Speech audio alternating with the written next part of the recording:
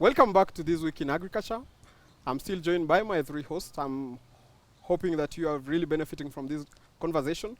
We'll now look at the maize sector, which is a major staple food in the country, and in the recent past has been facing a lot of challenges, from farmers not being paid, from the aflatoxin menace. Let's take a look at some of the stories that made headlines in 2019.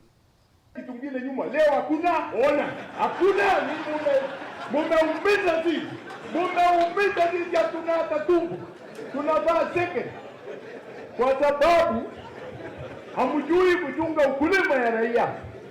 Hakuna haja kuleta mahindi nyingi, labda mahindi kama milioni 2, kuleta mahindi kabla ya mwezi wa 8. Hiyo inaweza kutulinda kidogo, lakini hatujaanza hiyo mpango bado. We have seen how the original breed is torn apart. The GMO looks like 100%, and this one looks like if we harvest the same portions, probably there will be a difference of something like either 40% or 45%. Hannah, let me start with you. Do you think there's a day we'll have a stop our over-reliance on maize as a staple? And if yes, what other options do we have? Okay, personally, me, I can stop relying on maize, but many of us have been brought up with that knowledge, with that culture that in any household supper, it's ugali. Yeah, my own dad cannot take rice for supper. He will tell you that unanipikia uji nikunywe. Yani, I have to take maize, I have to take ugali so that I feel like I've taken a proper meal. But that over-reliance now, it's now bringing us to our knees because our maize production is becoming unsustainable because we have to use a lot of pesticides. The soil itself is tired. Most of our farmers don't practice sustainable agriculture. So that is why now we have to come in with other alternatives, because you can actually take rice, you can actually take banana, you can actually, there are so many things you can take outside there so that you can be able to be diverse. So when we stop relying on maize as our staple food and find diversity in whatever, there are so many institutions we can advise us. Like Emmanuel here can tell us the alternatives that are there about. Let me go to Emmanuel, now that you've mentioned Emmanuel. Emmanuel, you've been talking about root to food. Do you think our over-reliance on maize as a staple can continue bringing our roots to a satisfied population at the end of the day? First of all, just to clarify, I'm not a nutritionist, Hannah, so you have to make your food choices. But I think I don't find a problem with using maize availability or maize production as a baseline to food security. For example, you need to have somewhere to start with. Okay. In our incomes, you look at you need to have like some sort of standard income, and then you have the extras you add on top, and then makes you rich or makes you worse. So I think food security also, it's not a big problem to have maize as our benchmark. Every time we talk about food security, we need to have that one crop that we all connect with. And I think if maize is our crop, we don't need to run away from it. The problem is when you look at policy and when you look at at government funding towards agriculture. If they again take that same notion and over-invest or over-emphasize on maize and leave out other crops again, that is where now the problem is. For example, we have millets that are disappearing. No one is talking about them. Traditional crops. Yes. And now we had a very nice sweet sorghum that you could also use for ugali. You could use it for porridge. It's now disappearing in the name of, some value chain, approach on sorghum that now emphasizes on white sorghum for beer, and leaving behind, development of indigenous, sweet sorghum. So these kind of approaches, then again, this is what causes the problems. But having maize in mind as our main crop is not a problem.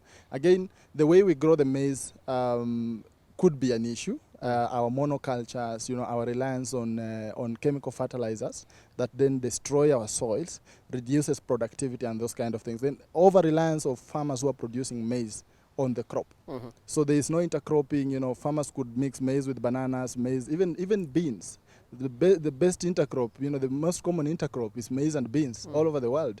But farmers in the North Rift are not intercropping maize and beans because they want to spray herbicides and get rid of weeds quickly. So that approach of growing maize, the monoculture, is what is now again bringing the cost of production up and then reducing incentive for farmers to grow maize. And then you find farmers now arguing with us when they harvest because we can't pay them for that heavy investment they have made to produce maize. Okay. Talking of the cost of production, let me bring Patrice. Patrice, generally, not even in the maize sector alone, in the agricultural sector in general, the cost of production has remained very high.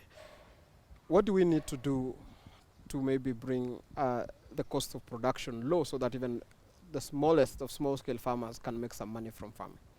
Okay, thank you. It starts at capacity building because most farmers are just growing crops as they found their parents growing crops. They found, like in the North Rift, for example, probably because the reason why someone has a farm which he has planted maize is because he found his father growing that maize. So it's like a cultural thing. It's like the way people say, if you haven't planted maize, then you haven't planted anything in your farm. So I think capacity building to that, it's not only maize which you can grow on your farm, it starts there. And then as you capacity build them, you also introduce various techniques and technologies. You introduce even new varieties. Actually, now that's where the research institutions come in and the plant breeders, because now they can introduce new varieties which probably mature within a short period, like the Katumani maize. Also, a variety which might be resistant to a certain pest, a variety which might be resistant to drought, a variety, actually I would want to see a variety which can withstand a lot of water, because like now, what we are suffering from is a lot of water in the farms. And believe it or not, most crops won't make it through this season because of water logging. They'll just die. So capacity building, once we introduce these technologies, to some extent, they might reduce the cost of production because now the farmers know what they want to do. It's time we now start bringing in technology into farming because, as he has said, fertilizers are destroying the environment. That might be the case, but why is it destroying the environment? It's because you use a certain fertilizer over and over in the same piece of land for maybe 2 decades. So do you really expect that soil to remain the same? No, it won't remain the same. So you need to test this soil, see what is there, and you'll find solutions on how to amend that soil for it to become favorable to grow what you want to grow. And one of the things that comes up after you've tested your soil, once you tell them I want to grow this particular crop, then they give you a guide. Okay, for you to produce this maize or these potatoes, this is what you need. You need to put in so much amount of fertilizers or none, because now the soil analysis will tell you, because sometimes people apply fertilizers while that nutrient they want to put into that soil, it's already there. So that's a cost which farmers give themselves. They bear that cost, which could have easily been avoided because of a simple thing like a soil test. Yes. Patrice, you talked about employing technology by farmers, and that takes me to our next topic. We have donated smartphones to a group of 50 Maasai women who represent 50 other groups so that they can be able to use the farm weather app to also, look at the weather patterns. So this is basically a solution to solve the charcoal issue when it comes to breeding. We're able to come with a solution which we call Smart Brooder, which essentially was meant from the beginning to be a digital mother hen. For a very long time, and I'll start with you, Emmanuel, our farmers have been using old rudimental ways of farming. Do you think it is time that our farmers try and employ a little bit of technology? Because, and remember, even as you answer it, some of the farms that some of these farmers have are very small, quarter of an acre. So do you think there is technology out there that a farmer with even a quarter of an acre can employ in their farm? Yeah, thank you for that question. You know, it's interesting. It comes up every time. You know, in philosophy, there's someone who said that hunters and gatherers were the original affluent societies. So we think of hunters and gatherers as people who are not developed, but you know, one hunting activity would last them for 3 days. Women would just go for a few hours and gather, leaves and roots, and come and sit and spend the rest of the time socializing. It's very funny how now we look at that as old and and just unproductive. This is the same view we are looking at. We are looking at organic agriculture. We are looking at farming technologies as backward. And yet, this half an acre we are talking about, you can't use a tractor. It's unsustainable to call a tractor to come even from a kilometer away to come and till 1 acre. You can't use that. So you have to use your djembe automatically. And sometimes, you don't even need to use a djembe that much because you only dig places where there's formation of hardpan.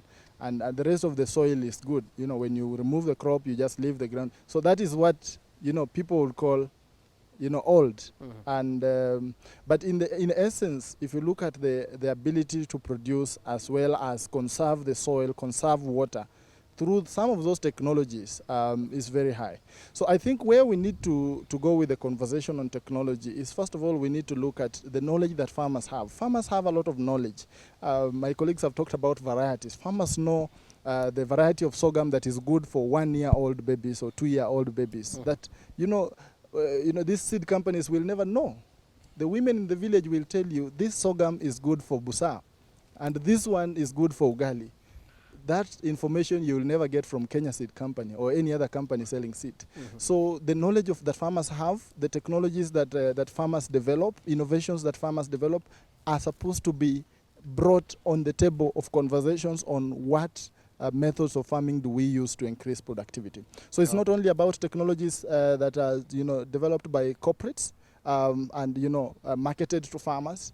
We should also have a conversation about technologies that farmers have. I'll give you an example of the fall armyworm. There's a farmer in central Kenya who discovered that by just sprinkling soil on the maize that is infested by fall armyworm, you keep them away.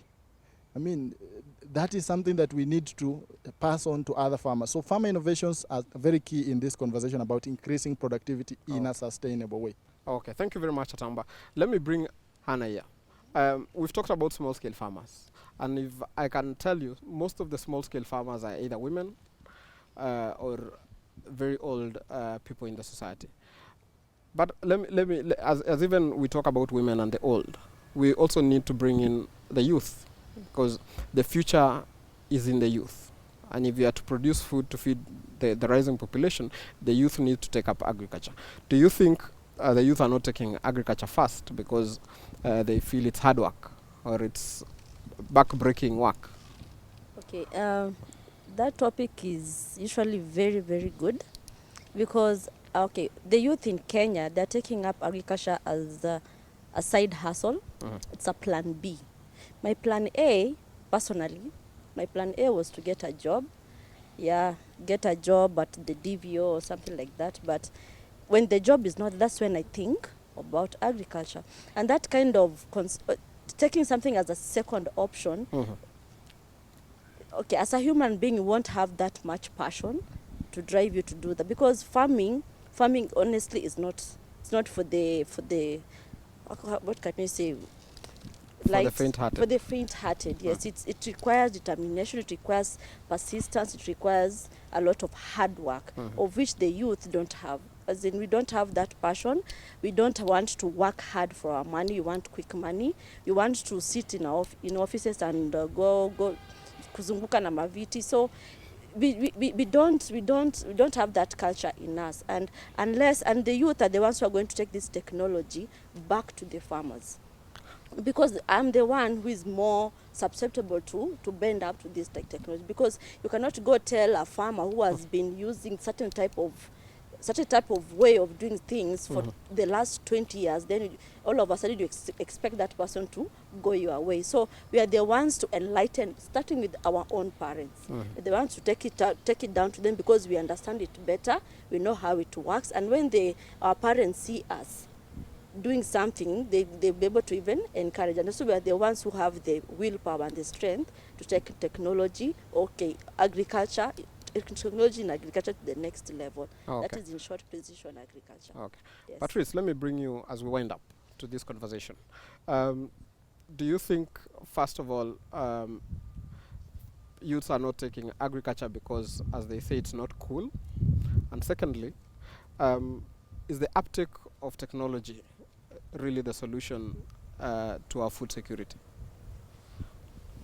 Thank you. I wouldn't say youth don't find farming being cooler, because if you walk around, especially in the export horticulture sector, the agronomists, these are the guys who advise farmers on what to do. The agronomists who work with these farmers are young guys. There's no doubt about that. The young guys, the young men and women who are putting in time and effort to guide these farmers to produce the right kind of product. Okay. The issue which I find with youth being involved in agriculture is, one, the government has failed us as youth. Okay. Because for you to do farming, you need money. Okay. You need finances. Let nobody lie to you. You need money. Accessing to this money is the biggest issue, because you need, let's say, 50,000 to start up a project. Where do you get this 50,000? You probably don't have a job.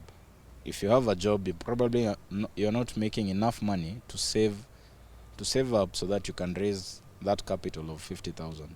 So youths are definitely involved in agriculture. The other thing is our parents, the older generation, they've refused to let go of land. They're still holding the land, the 50 acres, 10 acres, 2 acres which they have. They don't want to let it go. So what do? We won't be involved in agriculture because they don't want to see us farming in their land. And if we farm and then make a little money, then they also want to get into that farming. So it's not really a sustainable business for us. Okay. Because why should I put in so much money and work in your farm, and then the next season you want to do what I have been doing? Okay. You see? And then on the issue of technology is here with us. And when I say technology, I don't mean computers, tractors and all that, because most of the farmers in Kenya are small-scale farmers. Actually, if I would speak on the export horticulture, we depend on 60 to 70% of what we export is produced by small-scale farmers. So we can't work without them. And when I say technology, I don't mean everybody to get a tractor into their farm, because it's not sustainable. But what we need is to have farmers now agree that it's time to change something. Okay. They need to change something, the way they do, because farmers are used to growing things in a certain way. Try telling a farmer that you can grow the same thing using this way. You'll have trouble. Okay. Thank you very much, Patrice. But as we wind up, I'll want to give every one of you 30 seconds as we begin the year. What are your expectations for farming, especially in the year 2020? Atamba, let me start with you as we come like this. My expectation will basically go towards the government, because we need to see more policy and more investment, especially in areas of conservation farming, conservation agriculture. We've seen what has happened in West Pokot. These are effects of farming practices that do not really put in mind the context, the terrains and all that. And we're looking to see more and more empowerment of farmers, and more awareness of consumers of the food they are eating and the issues that are facing the people that are producing their food. The day we bridge the gap, and I hope it will be this year, between the people who are eating the food and the people who are producing the food, we are going to see a solution to most of the problems we have today. Okay. Hannah, 2020, what are your expectations, especially in the agricultural sector? Okay, I expect more youth to get into agriculture because throughout this year I've seen and I've been in events whereby many people are willing, especially the banks, to support youth to have startups, and they're doing training, they're doing capacity building, they're doing follow-up. So if we don't get into agriculture as youth, for those who want to get into agriculture, then I think now we'll be having a problem, because the government, okay, let's say the private sector, majority of the banks or institutions, they're ready to support the startups, those who want to do hydroponics, those who want to do dairy, there are so many initiatives out there. So the youth should just be open-minded, let them be ready to work. They asked for money, the money is outside there, so let them get it. Okay. Yes. Patrice, what do you think, what are your expectations, especially from your members in the horticultural sector for the year 2020? For our members, we just do what we keep doing best. Compliance. That's the way to go. Also, the opportunities which are in agriculture are so many, because this population needs to be fed. And we can't rely on processed foods all the time. So farmers need to adopt these new methods of farming and technologies which are coming up, so that we increase the production. We also need to, the older generation also needs to allow the youth to come in, do something, even if it is marketing, even if it is transportation. Let them earn something from the agriculture value chains. And I hope 2020 will be a great year. Of course, there's no business which has no challenges, but we have to be ready to deal with the challenges. And we expect the government to really support us, because now we actually hope that they scrap this tax regime that they want to put in on agricultural products. Okay. If they do that, I think it's a good incentive for people to actually get back into agriculture. Okay. Yes. On that note, I think we will end it there for today. I want to thank you, the three of you, very much for coming. I'm sure our viewers have really benefited from the conversations we had. I'm sure we didn't have enough time to maybe for the sum of the topics, but that is it. Until next time, I've been your host, Philip Keitang. Goodbye.